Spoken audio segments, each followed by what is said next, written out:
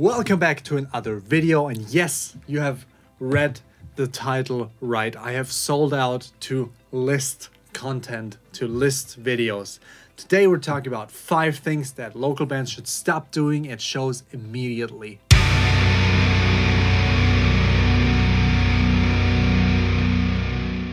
If this is your first time here, my name is Sascha. I talk about band stuff, music business, music production, and if you want to learn more about all of those topics, make sure to subscribe to this channel, hit the notification bell so you don't miss anything.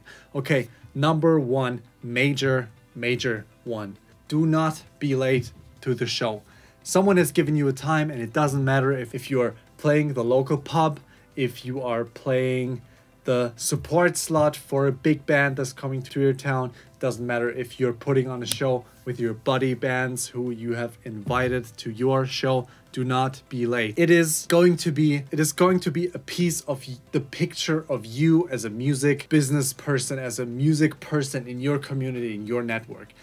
If you're on point, no one's going to say thank you. But if you're late, people are going to remember you being late. So don't ever be late, especially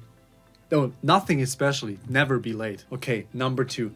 If you go into the whole backstage or show situation and other people are already in the backstage area, or other people are already at the catering, or other people are already in the location at the afternoon, introduce yourself, say hello, shake their hands.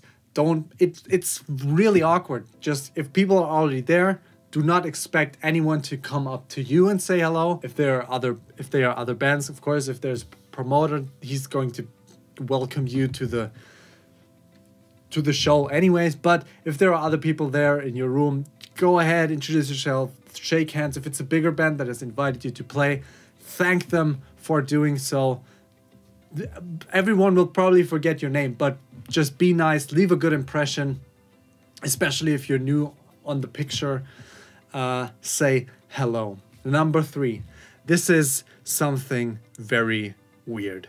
I do not understand it. It's awkward. This is cinematic movie intros. I know there are epic intros to movies, and there are epic soundtracks and epic fight scene, but it's so awkward if you are opening up a show, or not even if you're opening, if you're second, or if you're a headline band, and there's this super long 2-minute 30 classical music epic intro, and people are standing around watching. I don't know, and I get it that you think it's super epic, but it actually isn't epic. Do not do that. It's pretty strange. If you do not have your own intro, just go on stage and start. Do some guitar noise, do something. It's just very strange, those cinematic pumped up movie intros coming through the speakers.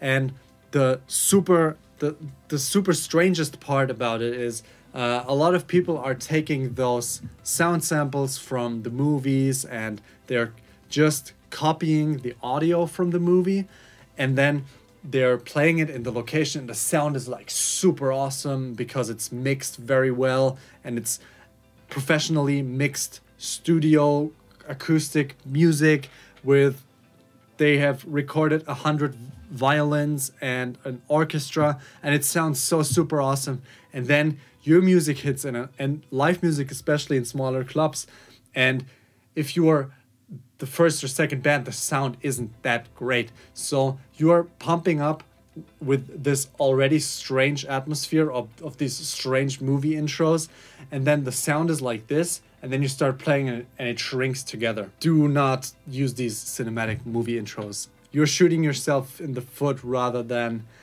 doing something good. It's really weird, and do better keep the intro short, and do not try to build this kind of movie thing that you have in your head, because it's not like that. It has never been like that. I have been there myself, playing super long movie intro. Just don't do it. Number 4, stop. Don't stop it. Just never start. Leaving stuff everywhere. Play your show, get your stuff together, bring it to the car, and whatever you're doing, first thing, you don't have to care anymore. If you're sharing backline, of course, leave it on stage until the last band is played, but do not leave your stuff laying around, especially if you have a small backstage area and there are just 3 to 4 couches or sofas and you put your stuff there. It just sucks. Don't ever do it, no matter where you're playing, why you're playing, with whom you're playing. Do not put your stuff, especially not on the sitting, on chairs, sofas, tables. Put it on the floor. This is your personal stuff. And get your equipment out of there as fast as you can. Put it somewhere in some corner. Ask the people where you can put it. Put it there. Compress it as much as possible, because in most of the clubs I've been to on this planet, there's not much storage space. So take care of your stuff. Don't leave it in people's feet. Number 5, do not be super drunk. Everyone knows it's a special occasion for you. Everyone knows it's like your Saturday. Maybe your job sucks, I get it. Maybe I don't know, maybe you just want to relax and everything and you just want to be super drunk because there are a couple of free drinks. But if you're thinking in a long-term sense, it just doesn't make a lot of sense. And first thing, you're playing way better if you're not drunk. I'm not an enemy of people drinking 2 to 3 beers before a show. I have been there myself, done it myself. I know you're getting into the mode a little bit easier, especially if there are not as many people. 2 little beers can help. But as soon as you are going into representation mode after the show and you're, for example, there's still money to handle, you have to hang out at the merch, and being super drunk talking to fans is not...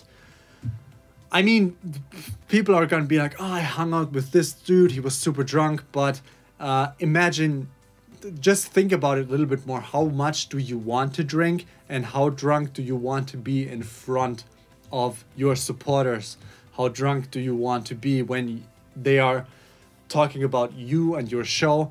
And how drunk do you want to sell them something? Or how drunk do you want to be when you hand them your merch or your CD or your special edition box? These are just 5 things for today. Thank you very much. And I have a little PDF guide for you, which is 11 tools and steps and ideas to amplify your band's social media. So there's a link in the description. You have to sign up for my email list. So it's kind of free because you have to sign up with your email to get it. I will send it to you and maybe you can get something out of it. So these were just 5 tips for local bands that you should stop doing right now. This sometimes is not only local bands. So, and I have done all of these things just to get that out there. I have done all of these multiple times. So thank you very much. I hope you liked it. Leave a like if you like it. If you didn't like it, leave a dislike. It's still engagement. Thank you very much and have a great day.